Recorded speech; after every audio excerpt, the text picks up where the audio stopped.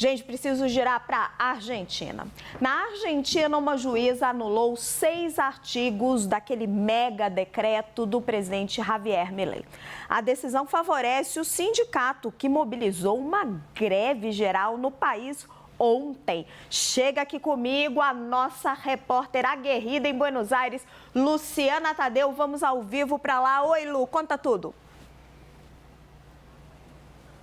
Oi, Raquel, muito bom falar com você novamente. Essa juíza da Vara Trabalhista, a Liliana Rodrigues Fernandes, acabou, como você mencionou, dando razão para a Central Geral do Trabalho, que é a principal central sindical aqui da Argentina e que convocou a greve geral para ontem com a greve geral que acabou sendo parcial, porque a maioria dos comércios, das lojas, das empresas abriram aqui normalmente, porém conseguiram promover uma mobilização muito importante na frente da Praça do Congresso, que reuniu cerca de 130 mil pessoas. Então, a juíza dá razão para a Confederação Geral do Trabalho em 6 artigos que reformavam as leis trabalhistas. Lembrando que esse decreto do Javier Milei alterava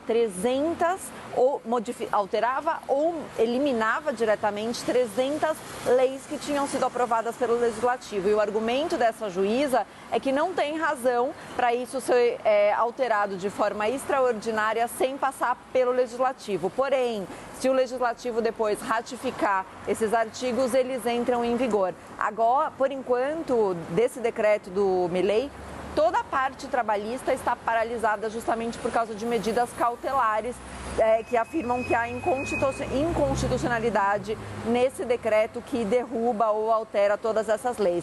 Esses artigos que foram anulados por ela, só para mencionar alguns, eles determinavam, por exemplo, que o empregador poderia criar um banco de horas ou dar folgas compensatórias para os trabalhadores em vez de pagar horas extras trabalhadas.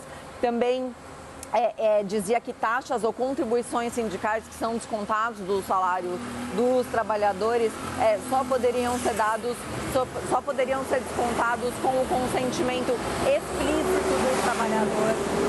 Também dizia que as atividades sindicais dentro das empresas não poderiam prejudicar as atividades trabalhistas nem afetar outras pessoas. Também proibia e considerava como infrações muito graves e que tinham um risco de penalização ações como afetar a liberdade de trabalho de quem não se unia a uma paralisação, bloquear, obstruir a entrada a estabelecimentos de trabalho.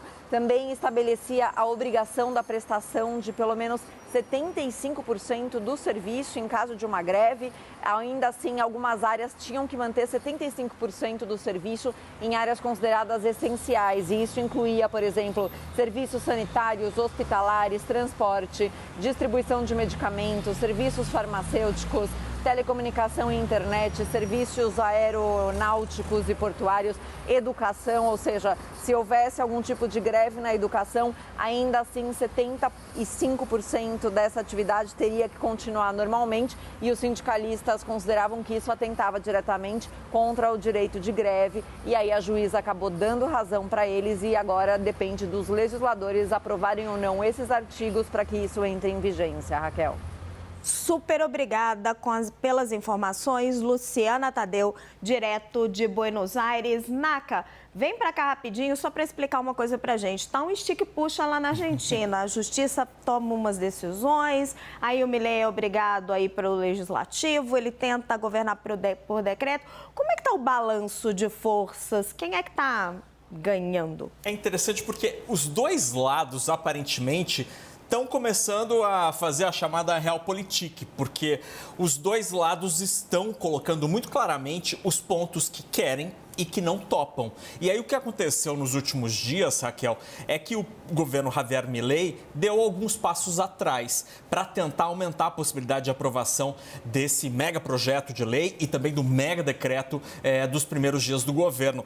Mais de 100 artigos do projeto de lei foram retirados do texto que está lá no Congresso Nacional. Além disso, ele desistiu, por exemplo, da privatização, da maior das privatizações proposta, da petroleira YPF. Ela está retirada, foi retirada da lista de potenciais estatais a serem privatizadas. Então, aparentemente, Milei está sendo pragmático ao longo dos últimos dias, dando alguns passos atrás para tentar aumentar seu potencial de aprovação desse texto, seja no legislativo, onde ele segue tramitando e discutindo este assunto, seja no judiciário, que tem mostrado bastante resistência à estratégia legal de Milei. Então, estão começando a, de fato, negociar. Vamos ver quem vai ter mais força nessa história, né?